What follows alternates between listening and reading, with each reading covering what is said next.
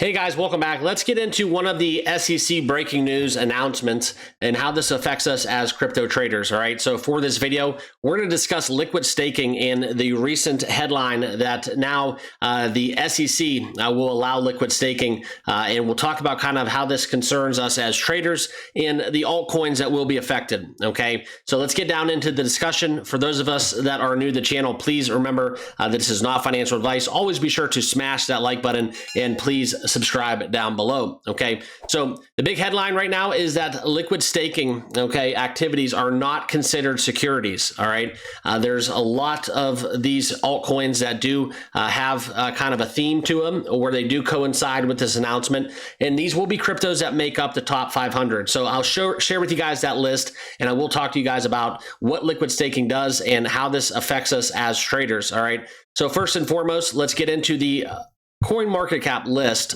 all right, where I'm going to show you guys kind of what we're looking at, right? This is an $80+ billion market cap in terms of a sector, all right? Now, the one crypto that does make up a position in the top 100 is Lido DAO. A couple other ones that I'm familiar with is Jito, Anchor, as well as Swell Network.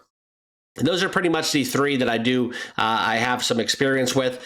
So keep that in mind as we go along. And this is a sector right now that is up 2.59% on the day in terms of market cap. So we are seeing some movement, but overall, as we take a look at the top 100, you can see it's a green day for the state of crypto overall. And let's get down into kind of what we have going on within this headline. I'm going to share with you guys this article, and it will kind of explain this more so very briefly though, and I will talk about kind of my opinions at the end of this video, so make sure you all stick around to the end.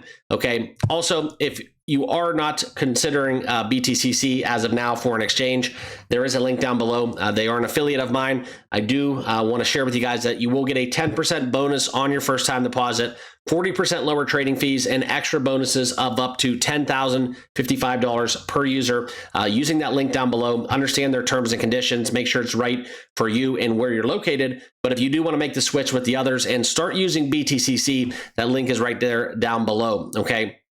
Like I said, spot and leverage traders, welcome. All right. But this is where the good news starts to unfold. As we look at the altcoin list from the statement regarding liquid staking activities, not considered securities. Okay. So these will be the kind of the ones in the top 500 as I will scroll this down.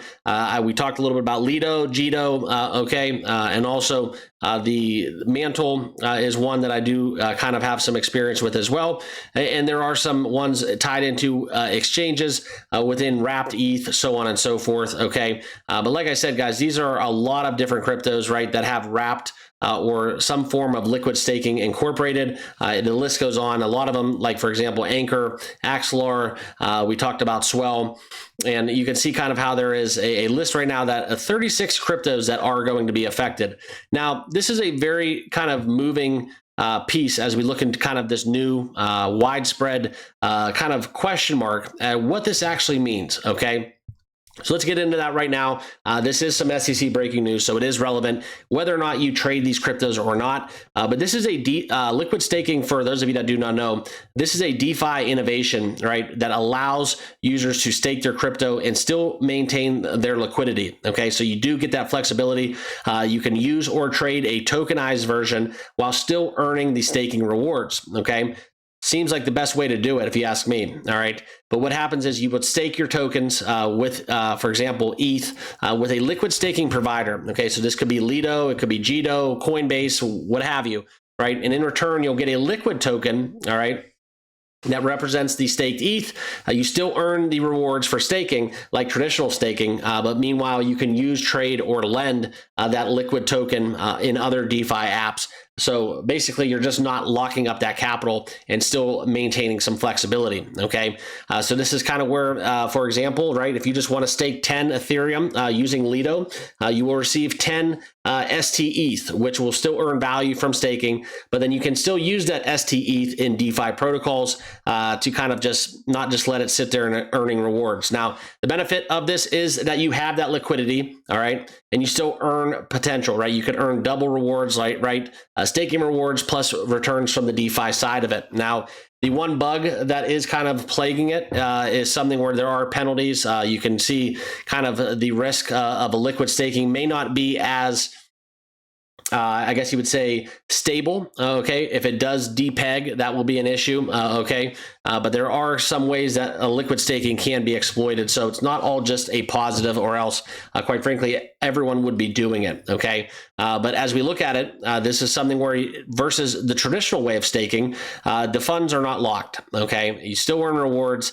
You can still use it in DeFi, and that's kind of the differences for what the liquid staking versus traditional staking is. Now, how this will impact us, okay? This was an announcement from August 5th. Please keep in mind the actual kind of scope of the clarity, okay, saying that liquid staking activities tied directly to protocol staking fall outside the scope of the Securities Act definition, meaning no SEC registration is required in most cases. Now, this is something where we can talk about the impact, right? For these platforms that continue to build, you would expect them to get a boost, okay? They're going to have greater legal clarity. They're going to have, for example, a little bit more so leeway, I think, with some of their governance that they are doing. Also, there's going to be an acceleration within kind of things they can get done in their roadmap, right? So their evolution, I think, will kind of speed up a little bit. They'll get a little faster in their roadmaps. And this is something where you talk about kind of the total value locked also within liquid staking. This is where we're, like I talked about, it's over $60 billion. Now, this will remain stable and if not grow due to this post-ruling kind of market that we're going to be in right now, okay? So that's kind of where we have to look at it. What's next? This is something where I think the SEC is going to continue to evolve.